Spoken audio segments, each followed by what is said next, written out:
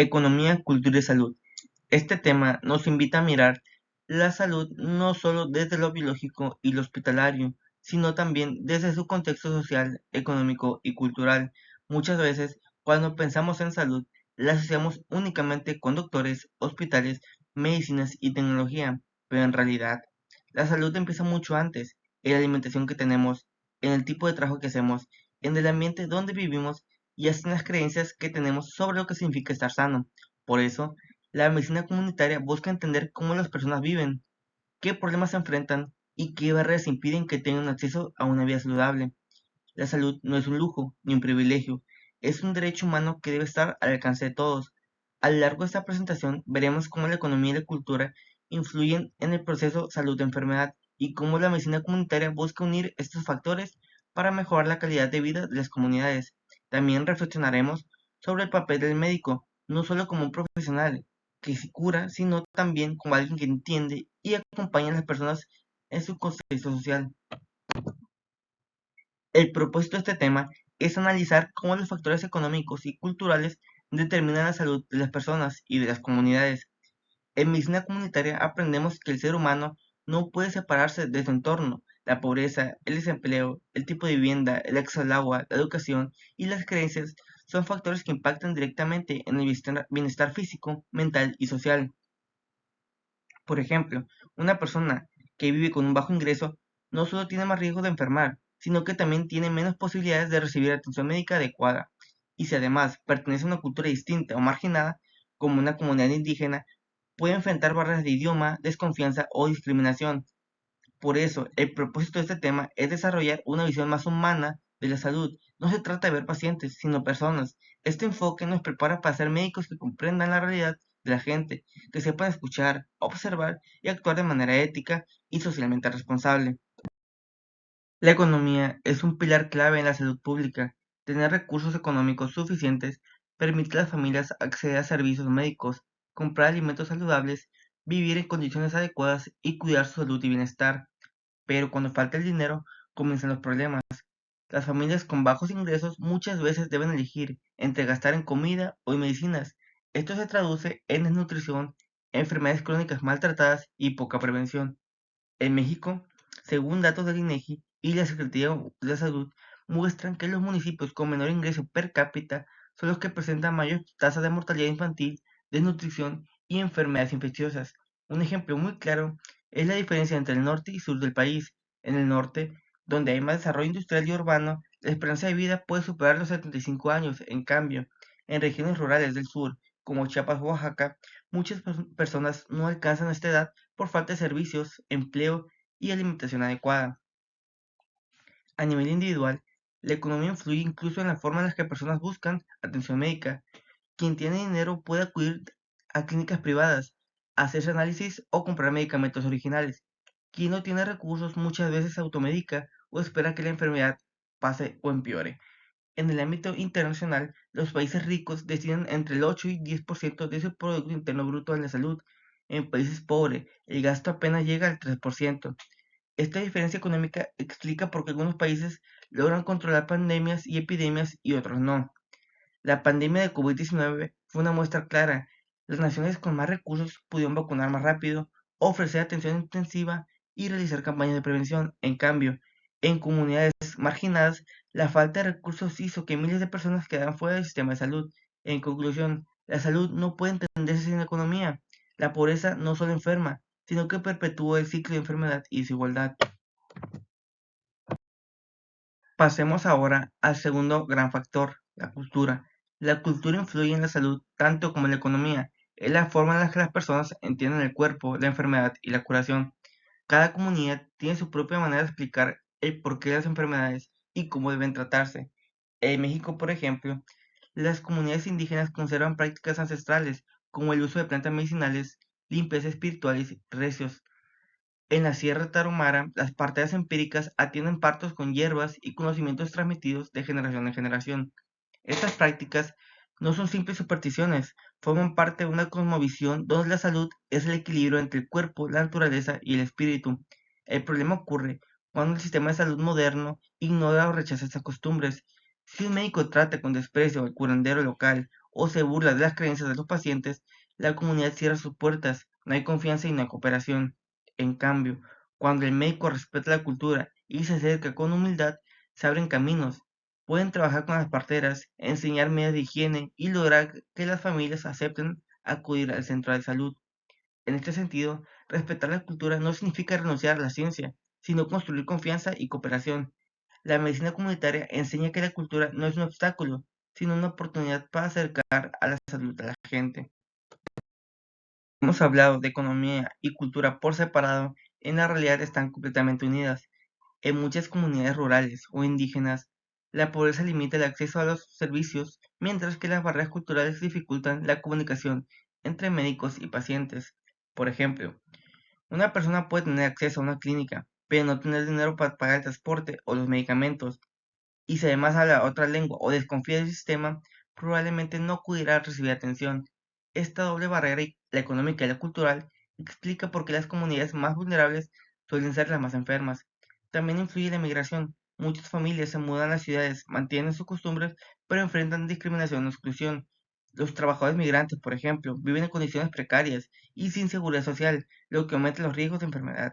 Por eso, los programas de salud pública deben considerar no solo la parte médica, sino también los factores sociales y culturales. En otras palabras, la salud pública debe construirse desde abajo, con la gente, no solo para la gente. En el estado de Sinaloa, esta relación entre economía, cultura y salud se observa con claridad. Sinaloa es una de las entidades con mayor producción agrícola y pesquera del país, pero también representa desigualdades profundas entre zonas urbanas y rurales. En ciudades como Culiacán, Mazatlán y Los Mochis, la población tiene acceso a hospitales modernos, clínicas privadas y programas de prevención. Sin embargo, en las zonas serranas, pesqueras y agrícolas, las condiciones cambian drásticamente. Las largas distancias, los bajos ingresos y la falta de transporte dificultan que las familias puedan acudir a los centros de salud. El trabajo agrícola y pesquero en Sinaloa en su mayoría es temporal, lo que genera inestabilidad económica. Durante las temporadas bajas, muchas familias carecen de ingresos y enfrentan problemas de alimentación, desnutrición infantil y enfermedades gastrointestinales. Además, existe una fuerte migración interna de jornaleros agrícolas provenientes de estados como Oaxaca, Guerrero o Chiapas. Estas familias viven en condiciones precarias, sin acceso a servicios médicos ni agua potable. En los campos agrícolas se han registrado brotes de infecciones respiratorias, intoxicaciones por pesticidas y casos de desnutrición severa en niños. En cuanto al aspecto cultural, Sinaloa posee una identidad marcada por la tradición familiar, la religiosidad y la medicina popular. En las comunidades serranas también se confía en las parteras empíricas y curanderos para atención en parte o tratamiento de enfermedades comunes. Esto no significa rechazo a la medicina moderna, sino una preferencia por el trato humano, la desconfianza y la cercanía que ofrecen las figuras tradicionales. En algunos sectores urbanos, por otro lado, se ha extendido una cultura de automedicación, impulsada por la facilidad por adquirir antibióticos o analgésicos sin receta. Esto refleja un problema educativo y cultural que también afecta a la salud pública. Finalmente, el Estado enfrenta retos importantes en la salud mental, derivados de la violencia, la inseguridad y el estrés social. La exposición constante a violencia y la falta de oportunidades que afectan tanto a la estabilidad emocional como a la percepción de bienestar. En síntesis, en Sinaloa la salud está directamente influida por la economía estacional, las desigualdades territoriales, la migración y las prácticas culturales diversas. Estas condiciones confirman que el bienestar de una persona no se logra solo con hospitales, sino con políticas que garanticen justicia social y respeto cultural. Desafíos surge la medicina comunitaria como una respuesta integral. Su base es la atención primaria de la salud, el APS, un modelo que busca que todas las personas tengan un acceso a servicios básicos, educación, prevención, sin importar su nivel económico o cultural. La medicina comunitaria promueve la participación social. Esto significa que la comunidad no solo recibe atención, sino que participa activamente en su cuidado. Por ejemplo, se capacita a promotores de salud locales que conocen la lengua y las costumbres del pueblo. También se integran en apartes empíricas o curanderos tradicionales como aliados, no como enemigos. En América Latina, este modelo ha tenido grandes resultados. Programas de vacunación, control de diarreas infantiles y educación sexual en zonas rurales son ejemplos de cómo la medicina comunitaria logra resultados concretos. Además, esta medicina tiene un enfoque educativo. Enseña a que las personas cuiden su salud desde la prevención, fomentando hábitos como la higiene, la buena alimentación y la planificación familiar. El médico comunitario cumple varios roles: educador, mediador cultural, líder y sobre todo compañero. En lugar de imponer, dialoga; en lugar de mandar, escucha. Y esa es la clave para transformar la salud desde las raíces. De cómo la economía y cultura influyen en la salud, debemos hablar también de los determinantes sociales de la salud. La Organización Mundial de la Salud los define como las condiciones en las que las personas nacen, crecen, viven, trabajan y envejecen. Esto incluye factores como el nivel educativo, el tipo de vivienda, el acceso al agua limpia, la alimentación, la seguridad, el transporte y el entorno ambiental. Por ejemplo, el simple hecho de tener una vivienda digna, con piso firme y drenaje, reduce notablemente las infecciones respiratorias y gastrointestinales. En cambio, cuando las personas viven en casas sin ventilación, sin agua potable o con hacinamiento, las enfermedades se multiplican.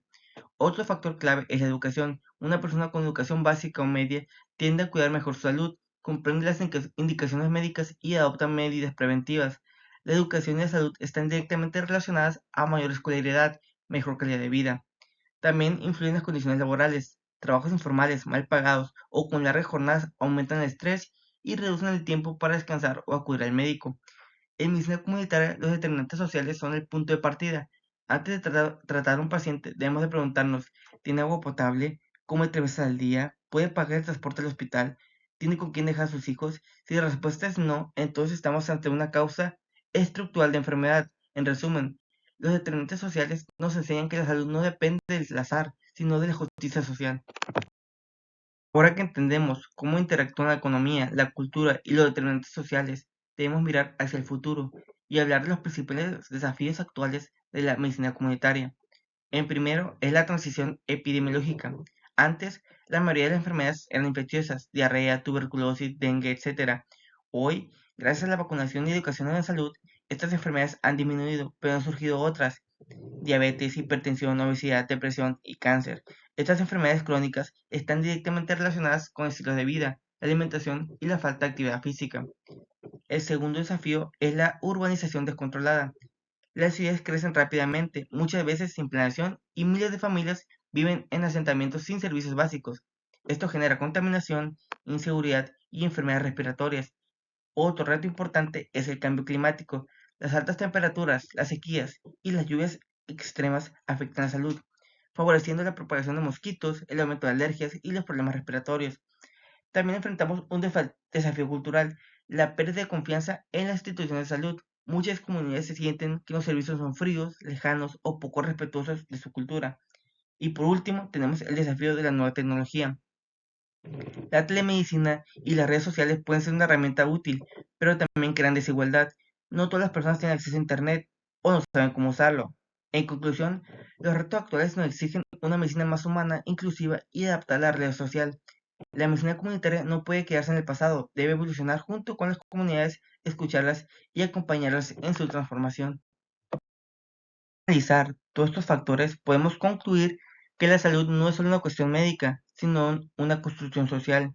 La economía determina las oportunidades y los recursos que tiene una persona para cuidar su salud, y la cultura define cómo interpreta su cuerpo y su enfermedad. Ambas, juntas, explican por qué hay comunidades que viven más y mejor, y otras que sufren más enfermedad y muerte prematura. La medicina comunitaria aparece como una herramienta para romper este círculo de desigualdad. Su enfoque nos recuerda que prevenir vale más que curar, y que una comunidad educada, unida y respetada culturalmente puede alcanzar un nivel de vida mucho más saludable. Como futuros médicos, debemos aprender a mirar más allá del diagnóstico. Cada paciente tiene una historia, una familia, una cultura y una economía que influyen en su salud. Debemos de ser empáticos, escuchar, comprender y actuar con respeto, porque la medicina no se hace solo con conocimiento científico, sino también con humanidad. En palabras sencillas, un buen médico cura, pero un médico comunitario transforma. Y si queremos mejorar la salud de nuestro país, debemos empezar entendiendo sus desigualdades y respetando su diversidad. Para finalizar, es importante entender que la salud no depende solo de hospitales ni de médicos, depende de muchos factores, entre ellos la economía y la cultura. Depende de la economía, que define si una familia puede comer, tener vivienda y pagar atención médica, y depende de cultura, que guía cómo entendemos la enfermedad, cómo buscamos ayuda y qué valor le damos al cuidado de nuestro cuerpo. Cuando una sociedad tiene justicia económica y respeto cultural, florece la salud. Pero cuando hay pobreza, desigualdad o discriminación, la enfermedad no solo se propaga en el cuerpo, sino también en la forma en que vivimos. Por eso, construir salud es también construir dignidad, respeto y oportunidades, porque la salud de un pueblo es el reflejo más claro de su economía y del alma de su cultura. Y esto ha sido todo por mi parte. Estas son mis bibliografías. Gracias.